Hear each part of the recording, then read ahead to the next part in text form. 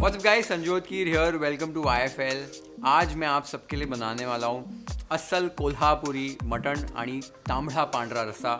बहुत टाइम से ये रेसिपी मेरे लिस्ट में पेंडिंग थी। जब मैंने कोल्हापुरी मिसळ की रेसिपी आप सबके साथ शेयर की थी, कमेंट सेक्शन भरा पड़ा है कि कोल्हापुरी तांबडा पांढरा रस्सा बनाओ, and finally the day has come. एकदम झणझणीत रेसिपी बनती है, एकदम नादखुड़ा रेसिपी बनती है, लई भारी रेसिपी बनती है। सबसे पहले इस वीडियो में एकदम सुपर्ब सूखा मटन, कोल्हापुरी सूखा मटन बनाने वाला हूँ, और फिर उसके बाद तांबड़ा रस्सा और पांढरा रस्सा बनेगा। ओवरऑल बहुत ही फैंटास्टिक वीडियो है और बहुत ही अमेजिंग झणझणीत रेसिपी है। Let's do this. तो सबसे पहले मटन को मैरिनेट करना है। 2 किलो साफ किया हुआ मटन लिया है। अब इसके अंदर टेस्ट के हिसाब से नमक, 1/4 टीस्पून हल्दी पाउडर और 4 से 5 टेबलस्पून लहसुन, अदरक और हरी मिर्च की पेस्ट यहाँ पर ऐड कर रहा हूँ। जो हिरवा वाटन होता है उसी तरीके की पेस्ट बनाई हुई है।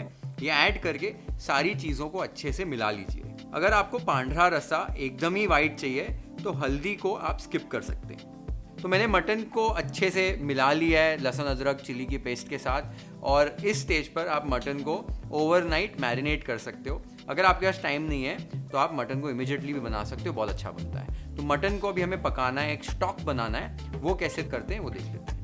एक बड़े से बर्तन में 3 से 4 टेबलस्पून तेल ऐड कीजिए।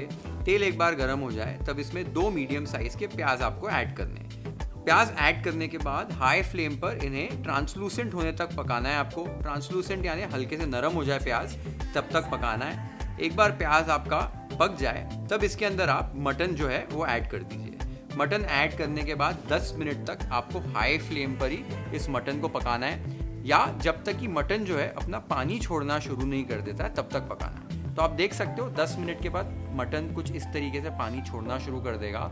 इस स्टेज पर आपको क्या करना है, ऊपर इस तरीके से एक परात रख देनी है। परात रखने के बाद इसके अंदर पानी ऐड करना है। पानी ऐड करने के बाद आप क्या करेंगे, जो फ्लेम है उसको एकदम धीमी कर देंगे। एकदम लो फ्लेम पर आपको भी मटन को कुक करना है।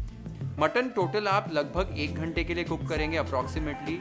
आपको करना क्या है, मटन को कुक होने देना है लो फ्लेम पर। आप देखेंगे कि ऊपर जो हमने पानी डाला है उसमें से धीरे धीरे स्टीम निकलना शुरू हो जाएगी। ये पानी जो है गर्म हो जाएगा। इस स्टेज को लगभग 15 से 20 मिनट लग जाएंगे। 15 से 20 मिनट के बाद आप इस ढक्कन को निकालेंगे। आप देखेंगे कि मटन ने काफ़ी सारा पानी छोड़ दिया होगा। ये जो ऊपर गर्म हो जाएगा पानी, ये पानी को आपको मटन में ऐड करना है। इससे क्या होगा, मटन में जो है स्टॉक बनेगा, और ये स्टॉक हम पांढरा और तांबड़ा रस्सा बनाने के लिए यूज़ करेंगे। एक बार आपने पानी डाल दिया है, स्टर कर लिया है मटन को, ऊपर से ढक्कन फिर से रखिए, फिर से फ्रेश पानी ऊपर डालिए, और ये प्रोसेस आपको कंटिन्यू करना है 2 से 3 टाइम, या जब तक कि आपका मटन जो है वो 90% कुक हो जाए तब तक करना है। इस प्रोसेस को लगभग 1 घंटा लगेगा।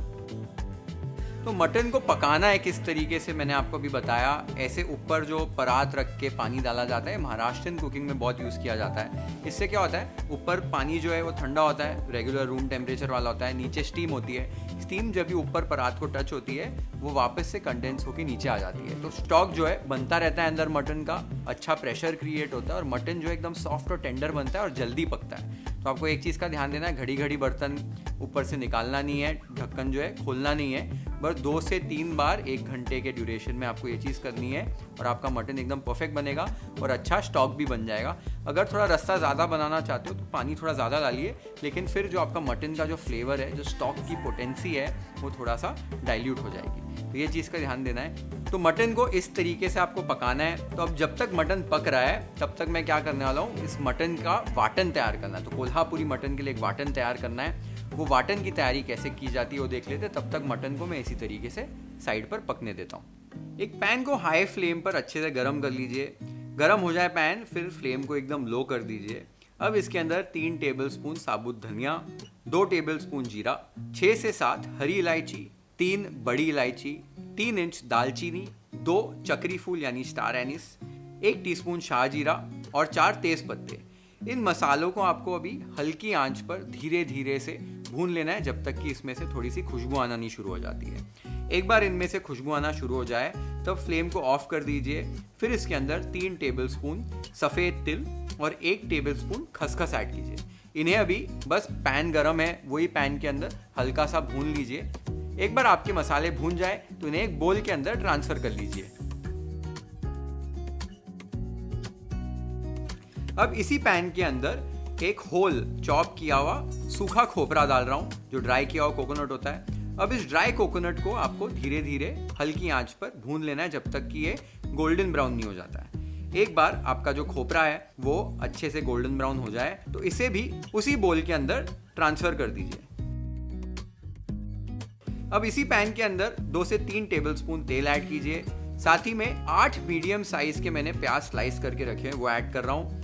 अब इन प्याज को आपको अच्छे से ट्रांसलूसेंट होने तक पकाना है, जब तक कि आपके प्याज नरम हो जाए तब तक पका लेना है। एक बार प्याज नरम हो जाए तब इसके अंदर 2 चॉप किए हुए टमाटर, आधा कप या 100 ग्राम लहसुन, 3 से 4 हरी मिर्च और 4 इंच अदरक, ये सारी चीजें ऐड कीजिए। अब इन्हें स्टर करके बस 3 से 4 मिनट तक आपको पका लेना है। 3 से 4 मिनट बाद आपको क्या करना है, इन्हें एक बोल में ट्रांसफर कर लेना है और ठंडा कर लेना है। एक बार आपकी सारी चीजें ठंडी हो जाएं तो एक मिक्सर ग्राइंडर के अंदर जो आपने सूखे मसाले और सूखा खोपरा था वो ऐड कर दो। साथ ही में प्याज और टमाटर जो भुने थे वो भी इसमें ऐड कर दो। उसके साथ यहाँ पर लगभग 2 कप ताज़ा धनिया ऐड करना है। अब इसमें कम से कम पानी यूज करके एक फाइन पेस्ट तैयार कर लेनी है।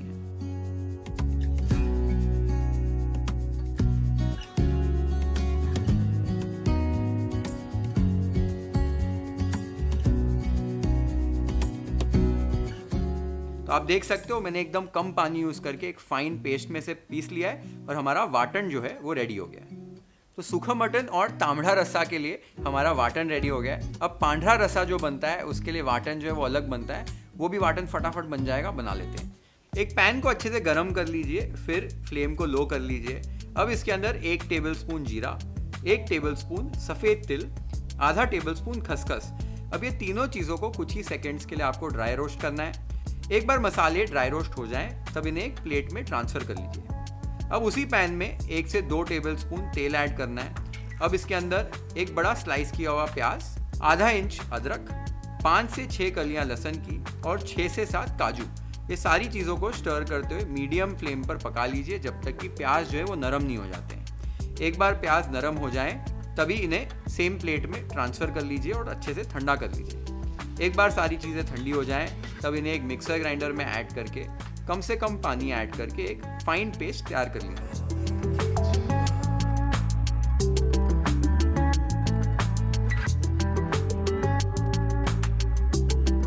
अब देख सकते हैं हमारा पांढरा रस्सा का वाटन भी रेडी हो गया है। हमारे दोनों वाटन रेडी हो गए हैं। अब ये वाटन से हमारा तांबड़ा रस्सा, सूखा मटन और पांढरा रस्सा बनेगा।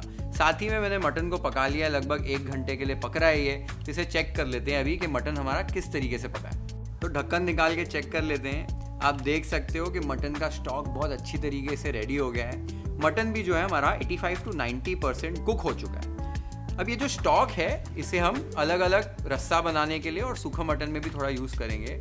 उससे पहले हमें क्या करना है, मटन को जो है अलग कर लेना है स्टॉक से। तो एक बड़ा सा झारा ले रहा हूँ यहाँ पर और मटन को छान रहा हूँ। मटन को छान कर एक दूसरे बोल में ट्रांसफ़र कर लीजिए। एक बार आपने मटन को छान लिया है, मटन को साइड पे रख दीजिए। अब हमें स्टॉक को डिवाइड करना है। स्टॉक को 2 हिस्से में डिवाइड कर रहा हूँ। एक जगह पर लगभग 70%, 65 to 70% स्टॉक ले रहा हूँ और दूसरी जगह पर लगभग 30% या 30 to 35% स्टॉक ले रहा हूँ। जो ज़्यादा स्टॉक है वो तांबड़ा रस्सा बनाने के लिए यूज़ होगा और जो कम स्टॉक है वो पांढरा रस्सा बनाने के लिए यूज़ होगा। अब आपके ऊपर है, आपको जो रस्सा ज़्यादा पसंद है वो रस्सा आप ज़्यादा बना सकते हैं या कम बना सकते हैं, वो टोटली ऑप्शनल है। मुझे तांबड़ा रस्सा थोड़ा ज़्यादा पसंद है, थोड़ा सा बायस्ड हूँ, इसलिए तांबड़ा रस्सा के लिए ज़्यादा स्टॉक रख रहा हूँ। अब ये स्टॉक रेडी हो गया है, हमारे मटन रेडी है, वाटन रेडी है। अब इससे 3 अलग अलग चीज़ें बनानी है। तो सबसे पहले क्या करने वाला हूँ मैं, सूखा मटन और तांबड़ा रस्सा के लिए वाटन को हमें कुक करना है। तो वो वाटन कैसे कुक किया जाता है तांबड़ा रस्सा और सूखा मटन के लिए साथ ही में कुक करने वाला हूँ, वो देख लेते हैं। एक बड़ी सी कढ़ाई में 4 से 5 टेबलस्पून तेल ऐड कर रहा हूँ। तेल हल्का सा ज़्यादा यूज़ किया जाता है। आपको अगर चाहिए तो आप तेल कम यूज़ कर सकते हैं या थोड़ा ज़्यादा भी यूज़ कर सकते हैं। ये जो तेल है ये ऊपर राइज हो जाएगा रस्ते में, जो कट या जिसे तर्री कहा जाता है वो इस तेल से ही बनेगी। तेल एक बार गर्म हो जाए तब इसके अंदर जो तांबड़ा रस्सा के लिए वाटन हमने पहले बनाया था वो ऐड कर दीजिए। वो ऐड करने के बाद इसे अच्छे से स्टर कर लीजिए। एक बार आपने वाटन को स्टर कर लिया है तब इसके अंदर 2 से 3 टेबलस्पून कश्मीरी लाल मिर्च पाउडर, 3 से 4 टेबलस्पून यहाँ पर मैं कोल्हापुरी कांदा लहसुन मसाला डाल रहा हूँ। इसकी रेसिपी जो है ये मैंने अपने चैनल पर पहले ही शेयर की हुई है, होममेड मसाला है, आप वहाँ जाके देख सकते हैं। साथ ही में इसमें एक चुटकी नमक ऐड कर दीजिए। अब अच्छे से सारी चीज़ों को स्टर कर लीजिए। स्टर करते हुए 20 से 25 मिनट के लिए आपको इस वाटन को भूनना है, या जब तक इसमें से तेल एकदम से अलग नहीं हो जाता है तब तक आपको इस वाटन को अच्छे से भूनना है। बीच में अगर आपको ऐसे लगे कि आपका मसाला एकदम थिक हो चुका है और इसे भूनने में थोड़ी तकलीफ हो रही है, तो आप हल्का सा गर्म पानी इसमें ऐड करके फर्दर कुक कर सकते हैं। आप देख सकते हैं लगभग 25 मिनट के लिए मैंने इस मसाले को, इस वाटन को कुक किया है और तेल एकदम से अलग हो चुका है। वाटन का जो कलर है वो भी हल्का सा गहरा हो चुका है। इस स्टेज तक आपको वाटन को कुक करना है। तो ये आपका तांबड़ा रसा और सूखा मटन के लिए जो वाटन है वो रेडी हो चुका है। अभी सबसे पहले मैं तांबड़ा रसा बनाने वाला हूँ इसको यूज़ करके। जो स्टॉक हमने तांबड़ा रसा के लिए अलग किया था उसके अंदर लगभग 40% जो हमने वाटन अभी कुक किया है वो ऐड कर रहा हूँ। अब आपको अगर रस्सा जो है थोड़ा थिक चाहिए तो आप थोड़ा वाटन और ऐड कर सकते हैं। थोड़ा पतला चाहिए तो आप वाटन कम ऐड कीजिए। मैंने 40% वाटन यहाँ ऐड किया है। वाटन को ऐड करके आपको अच्छे से स्टर कर लेना है। स्टर करने के बाद इस वाटन को एक बॉईल पे ले आना है। एक बार ये रस्सा बॉईल पे आ जाए तब इसको अच्छे से 10-15 मिनट के लिए कुक कर लीजिए। आप देखेंगे कि इस प्रोसेस में जो ऊपर तेल का लेयर है जिसे कट या तर्री कहा जाता है वो आ जाएगी। क्या ब्यूटीफुल लग रही है, आप देख सकते हो। बहुत ही अमेजिंग कट आ गया है ऊपर, बहुत ही अमेजिंग तरी छूट गई है। इस स्टेज पर आपको इस रस्से को टेस्ट कर लेना है। टेस्ट करके आपको अपने हिसाब से नमक एडजस्ट कर लेना है। साथ ही में 2 टीस्पून यहाँ पर नींबू का रस ऐड करना है और ढेर सारा ताज़ा कटा हुआ धनिया ऐड कर दीजिए। अच्छे से मिला लीजिए और ये आप देख सकते हो आपका झंझणित तांबड़ा रसा रेडी हो गया है।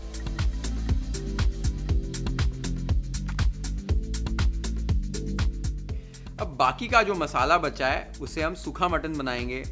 तो इस मसाले को मैं एक बोल के अंदर ट्रांसफ़र कर रहा हूँ। अब इसी कढ़ाई के अंदर मैं 2 टेबलस्पून तेल ऐड कर रहा हूँ। तेल एक बार गर्म हो जाए तब इसमें 2 मीडियम साइज़ के चॉप किए हुए प्याज ऐड करने हैं। प्याज को लाइट गोल्डन ब्राउन होने तक आपको मीडियम हाई फ्लेम पर भून लेना है। एक बार आपके प्याज अच्छे से भून जाएं तब इसमें जो बचा हुआ 60% वाटन है वो ऐड कर रहा हूँ। वाटन ऐड करते ही इसके अंदर 1 से 2 कप जितना तांबड़ा रस्सा ऐड कर दूंगा। अब इसे क्यों ऐड कर रहा हूँ, इसमें जो मटन का स्टॉक है उसका फ्लेवर आ जाएगा। आप यहाँ पर प्लेन मटन का स्टॉक भी ऐड कर सकते हैं। अब इसके अंदर हमने जो मटन साइड पे रखा था वो मटन डाल देना है। मटन ऐड करने के बाद इसे अच्छे से मिक्स कर लीजिए। मिक्स करने के बाद इसकी कंसिस्टेंसी एडजस्ट करने के लिए यहाँ पर गर्म पानी या थोड़ा सा मटन का स्टॉक ऐड कर सकते हैं। फिर इसे अच्छे से फिर से स्टर कर लेना है। स्टर करने के बाद इसे अभी आपको 5 से 10 मिनट के लिए पकाना है एकदम धीमी आंच पर। ये प्रोसेस में क्या होगा कि आपके जो मटन है और जो मसाले हैं वो सारे इन्फ्यूज़ हो जाएंगे और आपकी जो मटन की 10-15% की कसर है वो भी है जो कंप्लीट हो जाएगी। तो अगर 10 मिनट से थोड़ा ज़्यादा भी रखना चाहते हैं, अगर मटन गला नहीं है अच्छी तरीके से तो रख सकते हैं। अच्छे से मटन को इस स्टेज पर पका लीजिए जब तक कि आपका मटन जो है वो अच्छे से गल जाए। तो मैंने अभी 10 मिनट के लिए मटन को पका लिया है। आप देख सकते हो कि तेल कितनी अच्छी तरीके से अलग हो गया है और हमारा मटन भी जो है वो अच्छे से गल चुका है। अब इस स्टेज पर टेस्ट करके नमक अपने हिसाब से एडजस्ट कर लीजिए और फिर साथ ही में इसमें 1 टीस्पून नींबू का रस और खूब सारा ताज़ा कटा हुआ धनिया ऐड कर दीजिए। धनिया ऐड करने के बाद अच्छे से स्टर कर लीजिए। मैं आपको दिखा भी देता हूँ कि मटन हमारा कितनी अच्छे से गल चुका है। आप देख सकते हो मटन एकदम मेल्ट इन द माउथ हो चुका है। अब लास्ट में इसमें ऊपर से फिर से थोड़ी सी कोथिंबीर ऐड कर दीजिए और ये हमारा झणझणीत कोल्हापुरी सूखा मटन भी रेडी हो गया। अब पांढरा रसा बनाने के लिए एक हांडी के अंदर 2 टेबलस्पून तेल ऐड कर दीजिए। एक बार तेल गर्म हो जाए तब इसमें 1 इंच दालचीनी, 2 लौंग, 1 बड़ी इलायची, 1 चक्री फूल यानी स्टार एनीस ऐड कर दीजिए और 1 से 2 तेज पत्ते। अब आपने जो वाटन बनाया था पांढरा रसा के लिए वो ऐड कर दीजिए। ऐड करने के बाद 2 से 3 मिनट के लिए मीडियम फ्लेम पर इस वाटन को आपको पका लेना है। ज़्यादा पकाना नहीं है आपको। एक बार 2 से 3 मिनट के लिए आपने वाटन को पका लिया तब इसके अंदर जो हमने पांढरा रस्सा के लिए स्टॉक अलग किया था वो ऐड कर दीजिए। और स्टॉक ऐड करने के बाद इसमें 150 ml कोकोनट मिल्क ऐड करना है यानी नारियल का दूध और साथ ही में टेस्ट के हिसाब से नमक।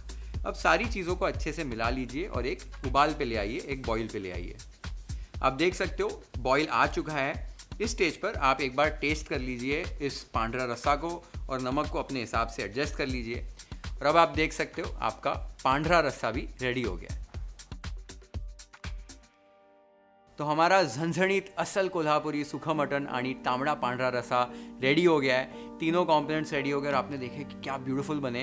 अभी इसके साथ में चावल, ज्वारीची भाकरी और साथ में जो चावल की भाकरी होती है, ये खाने में मज़ा आता है। तो मैंने सारा सेटअप रेडी किया हुआ है। Let's plate our Kolhapuri mutton YFL style.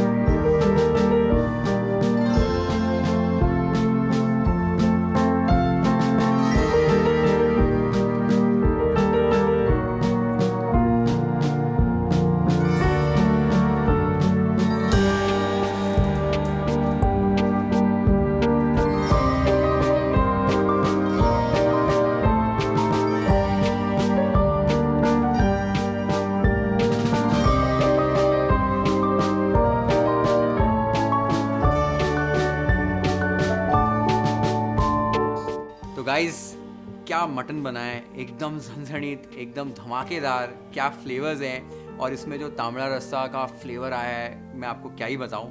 बहुत ही मज़ा आएगा आपको ये मटन खाने में। सॉरी, मुझे पता है काफ़ी सारे लोग कमेंट्स में बोलने वाले हैं कि अकेले अकेले मज़े ले लिए, लेकिन अगर आपको मज़े लेने हैं इस मटन के तो आपको बनाना तो पड़ेगा। संडे को बनाओ अपने फैमिली के साथ और आपको इतना मज़ा आएगा। साथ में चिल्ड सोलकड़ी बनाना और पीना, आपको संडे को कुछ और नहीं चाहिए। ज़रूर ट्राई करो रेसिपी। और अगर आप कोल्हापुर से हो तो मुझे बताओ आपको ये रेसिपी कैसे लगी। Share this video with your friends and family. Hit the like button if you like this recipe. Follow and subscribe to YFL if you haven't yet. Have an amazing time with this beautiful Asal Kolhapuri recipe at your home. Cheers.